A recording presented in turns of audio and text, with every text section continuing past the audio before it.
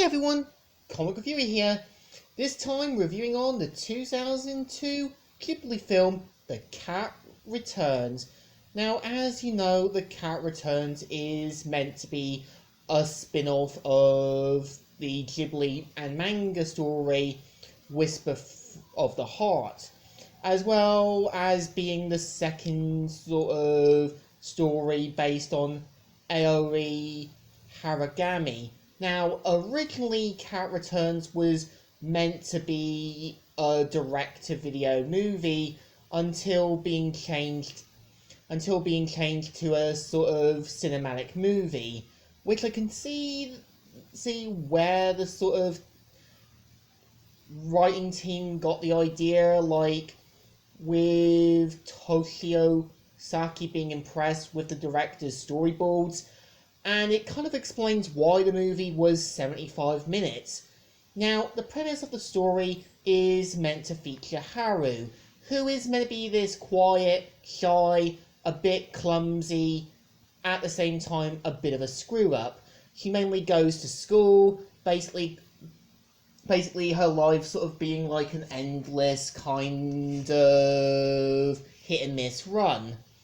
And we kind of see how she saves a cat from being run over, and turns out the cat is the prince of the cat kingdom. So of course we see how Haru is giving gifts beyond her wildest imagination, and of course we kind of learn that by mistake is forced to kind of marry Prince Loon by the Cat King. So, of course, we see how the Baron from Whisper of the Heart, as well as Tojo, and also Muta, who are meant to be a crow and a giant white cat, help her to sort of save the day and kind of end things and try and fix things there and there.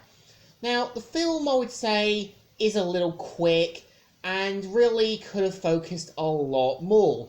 I kind of felt you could have had basically Haru having a dad who works at the school and kind of mentioning about the sort of new potential teacher who could have been a much older Shizuku, to sort of have Shizuku kind of asking Haru about all these things that happened, and even talking about the whole Baron statue thing.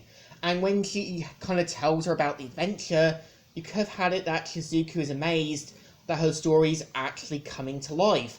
And you could have even have had it with her joining Haru in her adventure and being amazed that her story was actually real. I would say for the most part, with 75 minutes, you can tell they had to kind of squeeze some things in there and there. And I think when you kind of got the Cat King played by Tim Curry, you can tell he tries to sound like this perverted, smooth-talking, and kind of sleazy king.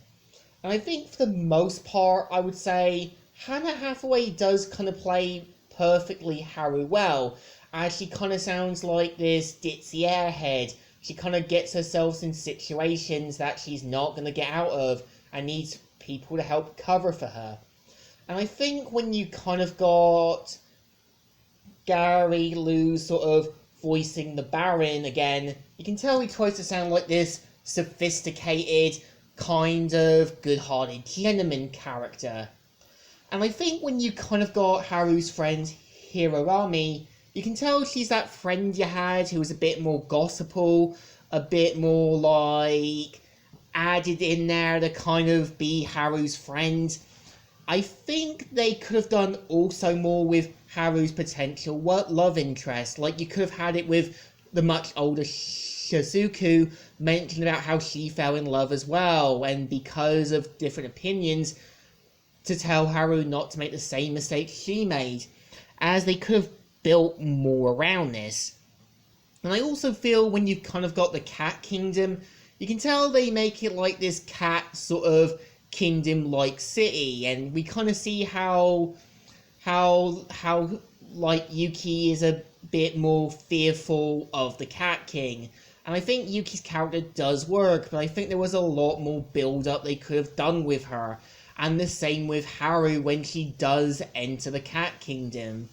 And it does seem like Haru is a bit of an idiot when she does kind of seem okay about going into the Cat Kingdom, despite the fact that Baron and Tojo and all that were trying to help her. So I think, to me at least, The Cat Returns is a hit and miss, but I think at the same time it's enjoyable. And yeah, it took 3 years to complete, and you can tell the team really did try to put a lot of effort into it, despite the fact it was originally going to be a direct-to-video movie. So I think this film still deserves 2 thumbs in the middle. It's not the best, not the greatest, but really you can tell they put a lot of effort into this.